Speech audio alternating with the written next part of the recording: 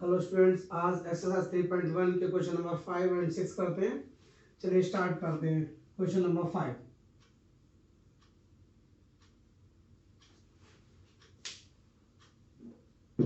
क्या करना है इसमें हमें एक 3/4 आव्यूह की रचना कीजिए जिसके अवयव निम्नलिखित प्रकार से प्राप्त होते हैं। क्वेश्चन नंबर 5 के दो पार्ट हैं और दोनों पार्ट में आपको 3/4 की दो आव्यूह बनानी है। चलिए बनाते हैं। सबसे पहले 3/4 की आव्यूह लिखते हैं। 3/4 का मतलब है कि उसकी 3 रो हो और 4 कॉलम हो, अर्थात 3 पंक्तियां हो और 4 स्तंभ हो। तो ऐसी आव्यूह क्या होगी?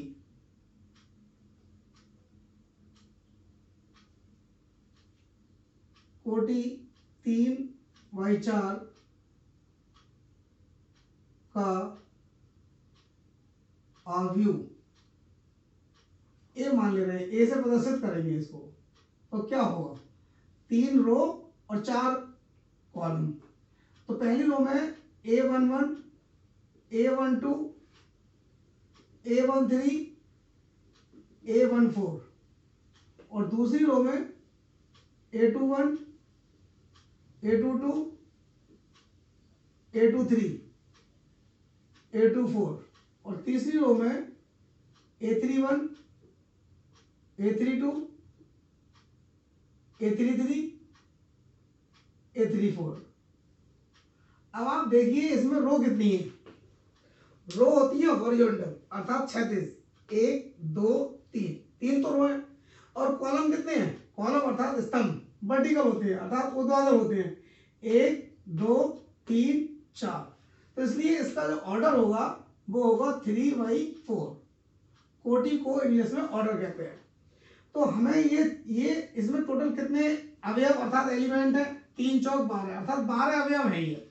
इन 12 अवयव को हमें इसकी सहायता से निकालना है। पहले पार्ट में इस फार्मूले की सहायता से और दूसरे पार्ट में उसकी सहायता से। तो इसका पहला पार्ट करते हैं। पहले पार्ट में आपको दे रखा है Aij equal to 1/2 mod -3i plus j। यहां पर जो पहला सफिक्स है आई वो तो रो को प्रदर्शित कर रहा है और जो दूसरा सफिक्स है जे वो कॉलम को प्रदर्शित कर रहा है। देखिए ये जो आई है ये तो प्रदर्शित करेगा रो को। रो का मतलब होता है पंक्ति और जो जे है ये प्रदर्शित करेगा कॉलम के लिए और कॉलम का मतलब होता है स्तंभ।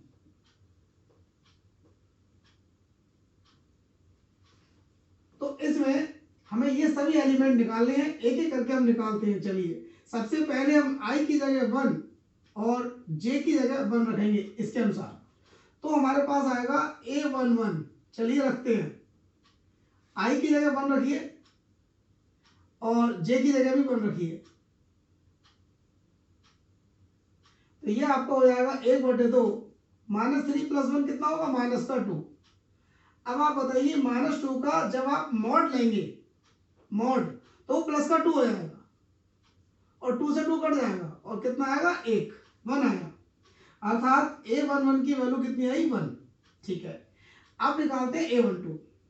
तो आई की जगह रखेंगे 1 और जे की जगह रखेंगे 2। पहला सफिक्स आई है, दूसरा सफिक्स जे है। तो हमें क्या मिलेगा? A12 equal to 1/2।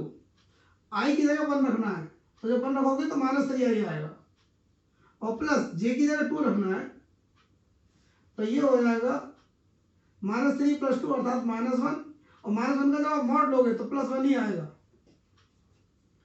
अर्थात A12 की वैल्यू आ गई 1/2। अब A13 के लिए आई की वैल्यु रखेंगे 1 और जे की वैल्यू रखेंगे 3। तो इससे आएगा हमारा A13।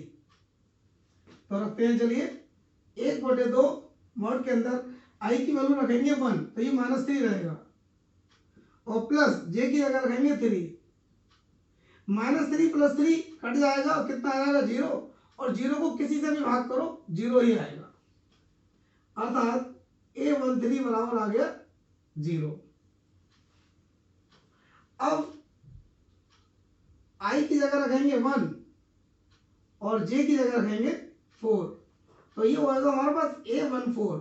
चलिए रखते हैं, I की जगह 1 तो -3 रहेगा, लेकिन J की जगह रखेंगे 4 तो यहाँ पर 4 हो जाएगा, और 4 में से 3 माइनस करेंगे तो 1 आएगा। तो ये A14 की वैल्यू आ गई 1/2। अर्थात हमने पहली रो के चारों एलिमेंट निकाल लिए। अब दूसरी रो के निकालेंगे। ऐसा करते हैं, यहां पर वैल्यू लिखते जा रहे हैं जो निकलती जाएंगी। देखिए A11 आया हमारा 1 और A12 आया हमारा 1/2। थोड़ा सा मिटा देते हैं इसको।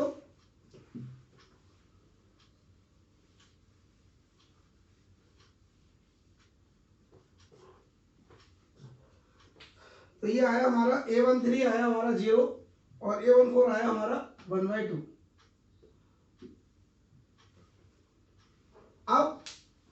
अब निकालेंगे सेकंड रो के एलिमेंट सभी।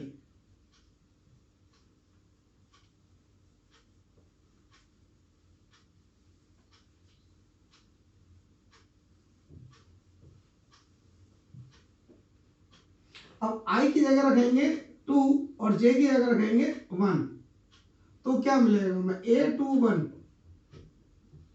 जब 2 रखेंगे I की जगह तो 3 2 जा 6, 3 की 2 से बड़ा करेंगे 3 दूनी 6 हो जाएगा, और प्लस J की जगह रखेंगे 1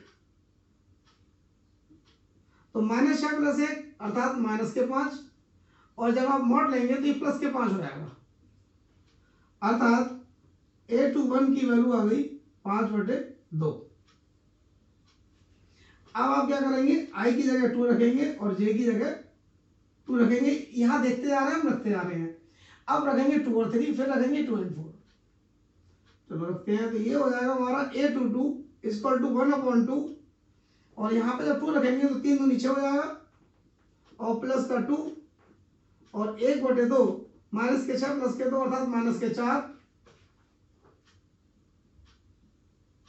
और मॉड लेंगे तो +4 हो जाएंगे, और 2 से कट जाएंगे और बराबर आ जाएगा 2, अर्थात A22 की वैल्यू आ जाएगी 2।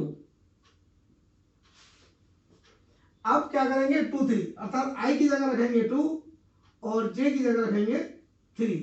तो ये आएगा आपके पास A23 1/2। अब I की जगह 2 रखेंगे तो 3 दूनी 6, और J की जगह रखेंगे 3 तो -6 + 3 अर्थात -3, और -3 का जब मॉड लेंगे तो +3, अर्थात A23 की वैल्यू आ गई 3/2। अब बचा हमारे पास A24। तो I की जगह रखेंगे 2 और J की जगह रखेंगे 4। तो ये हो जाएगा A24 1/2। अब जब 2 रखेंगे I की जगह तो 3 दूनी 6 हो जाएगा, और प्लस J की जगह रखेंगे 4। तो 1/2 और -6 + 4 का मतलब -2, और -2 का जब मॉड लेंगे तो +2 और 2 से 2 कट जाएगा, तो क्या आ जाएगा 1, अर्थात A24 की वैल्यू आ गई 1। अब ये चारों वैल्यू हम इस टेबल में रख ले रहे हैं। देखिए A21 आया हमारे पास 5/2, और हमारे पास A22 आया हमारे पास 2, और A23 आया 3/2, और A24 आया 1। अब हम तीसरी रो के सभी एलिमेंट निकालेंगे।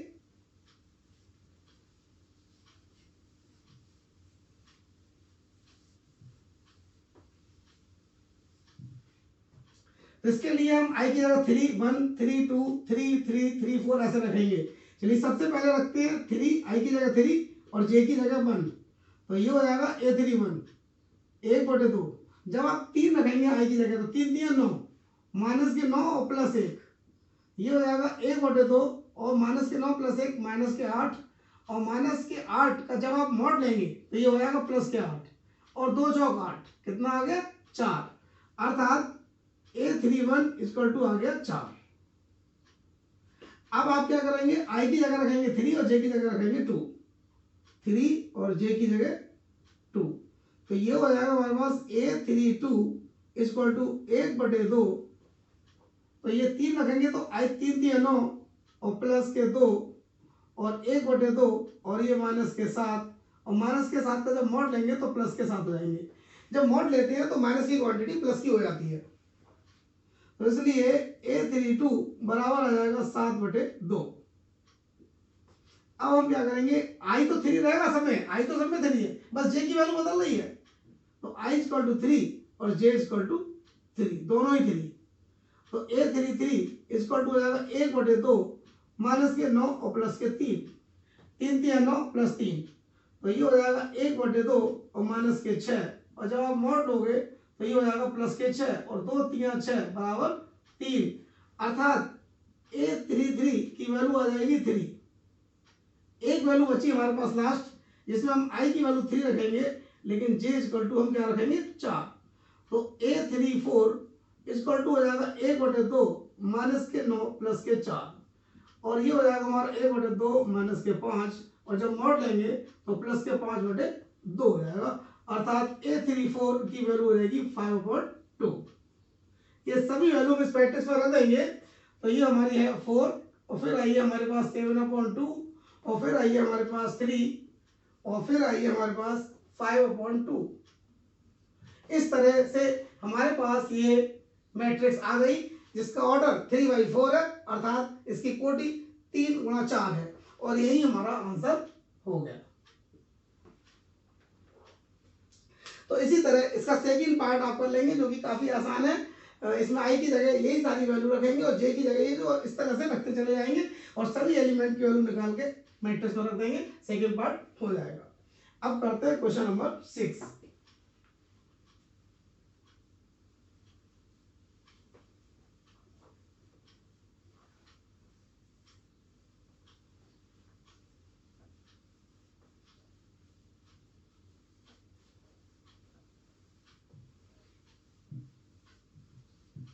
अब देखिए क्वेश्चन नंबर 6 में क्या है, निम्नलिखित समीकरणों से x, y तथा z के मान ज्ञात कीजिए। आपको इन तीनों में x, y और z के मान ज्ञात करने हैं। और एक बात देखिए आप कि इसमें ये दो मैट्रिक्स हैं, इसका भी ऑर्डर 2/2 है, अर्थात इसकी कोटि 2/2 है और इसकी भी कोटि 2/2 है, यानी दोनों का ऑर्डर 2/2 है, और ये बीच में बराबर का चिन्ह है, अर्थात इसका मतलब ये है, ये हमें दिया हुआ है कि ये दो अवयव जो हैं वो बराबर हैं। और हम आपको बता दें, जो अवयव बराबर होते हैं उनके संगत अवयव भी बराबर होते हैं। तो हम क्या करेंगे, इन दोनों अवयवों की तुलना करेंगे, और तुलना करने का मतलब है इनके संगत अवयवों को बराबर रखेंगे, और जब संगत अवयवों को बराबर रखेंगे तो उससे हमारे x, y, z के मान मिल जाएंगे। हम चलिए निकालते हैं। सबसे पहला पार्ट दिया है 4 और 3 और x और 5 बराबर y, z 1 5। ये दोनों अवयव समान है और समान अवयवों के संगत अवयव बराबर होते हैं।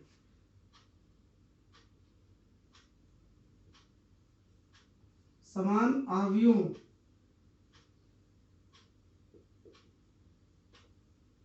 के संगत अवयवों को बराबर रखने पर या तुलना करने पर एक ही बात है, अवयवों को बराबर रखने पर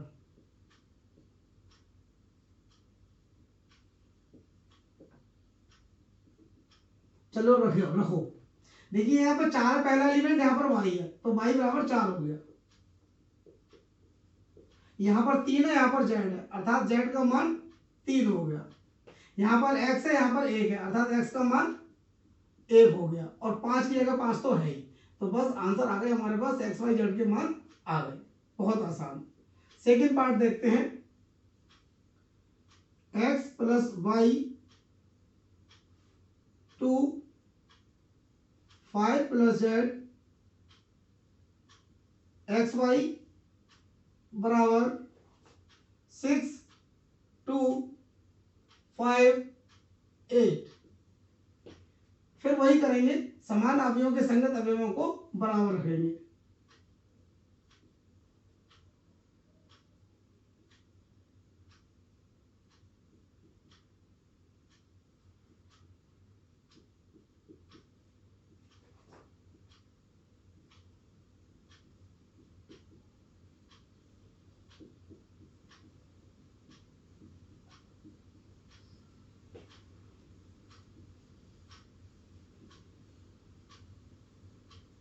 बराबर रखेंगे तो x प्लस वाई बराबर आ जाएगा 6,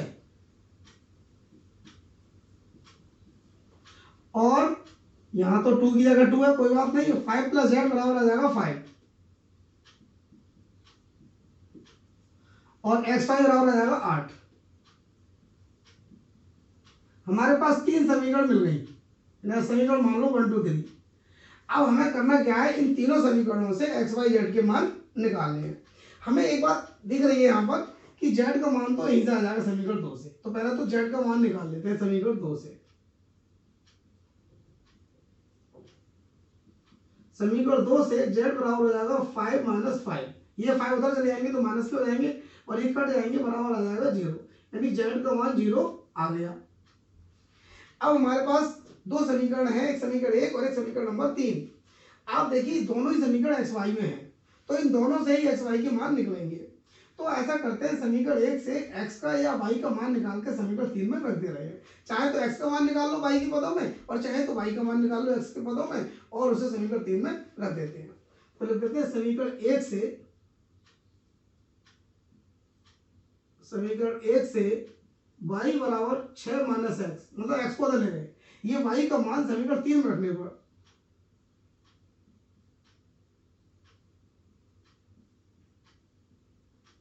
समीकरण 3 में रखने पर, चलो रखो, तो यहां पर x और y की जगह रख दो 6 माइनस एक्स बराबर 8, x के अंदर गुणा कर दो तो 6x माइनस का एक्स स्क्वायर बराबर का 8।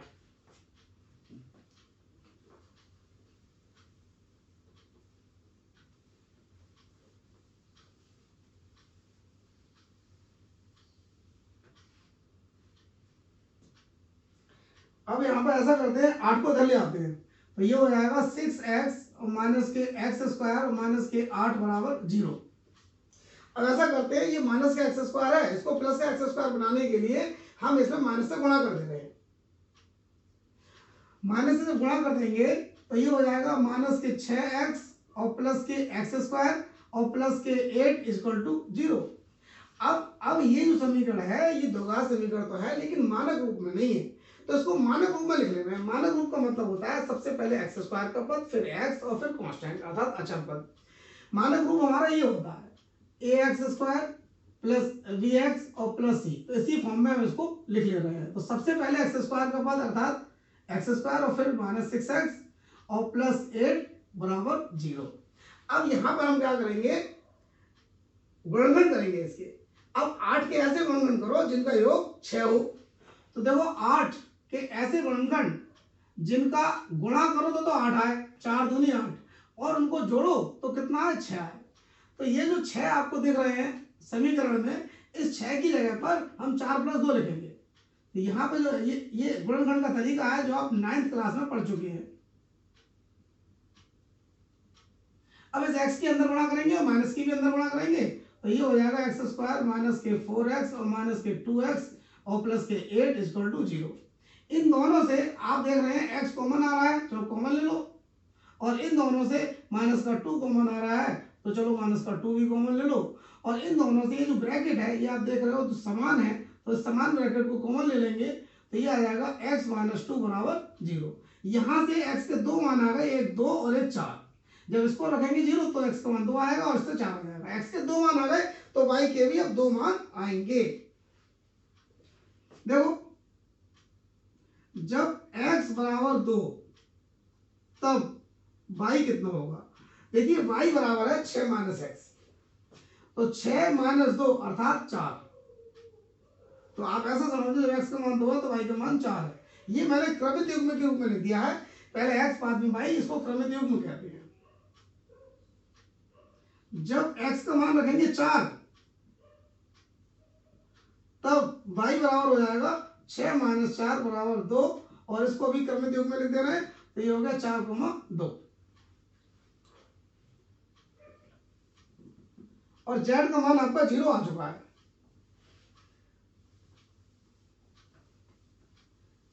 इसमें हमसे क्या पूछा गया है, एक्स वाई जेड का मान।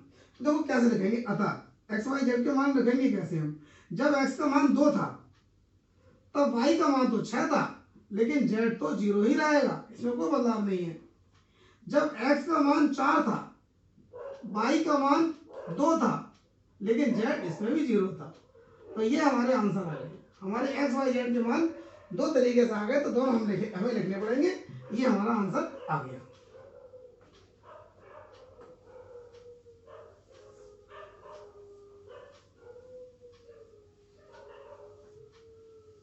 अब करते हैं थर्ड पार्ट, क्वेश्चन नंबर 6 का थर्ड पार्ट। इसमें भी हमें दो मैट्रिक्स बराबर दे रखी हैं।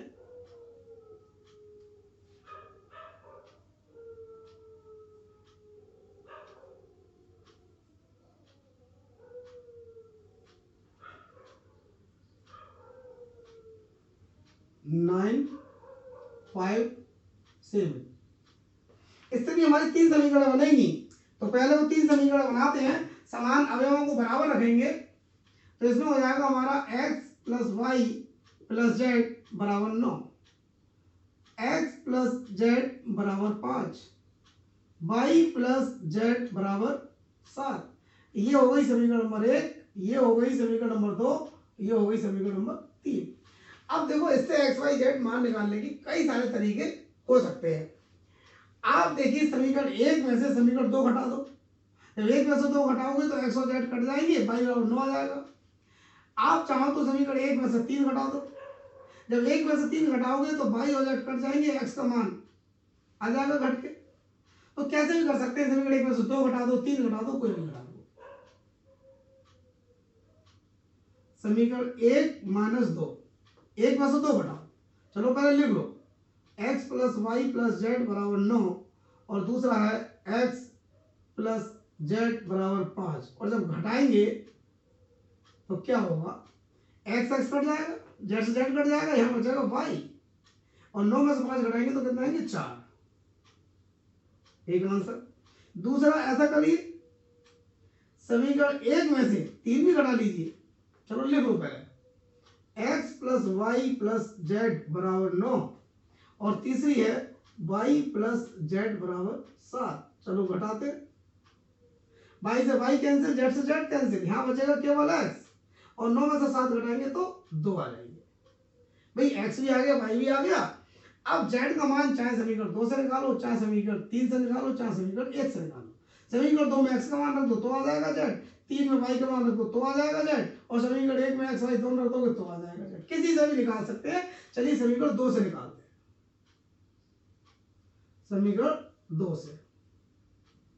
तो 2 में हम x का मान रख दे रहे हैं 2, तो 2 प्लस जेड बराबर 7, और z बराबर आ जाएगा 7 माइनस 2 बराबर 5, अर्थात z का मान आ गया 5। तो इस तरह हमारे x, y और z तीनों मान आ गए, और ये क्वेश्चन भी कंप्लीट हो गया, और ये क्वेश्चन नंबर 6 के तीनों पार्ट कंप्लीट हो गए। Thank you very much.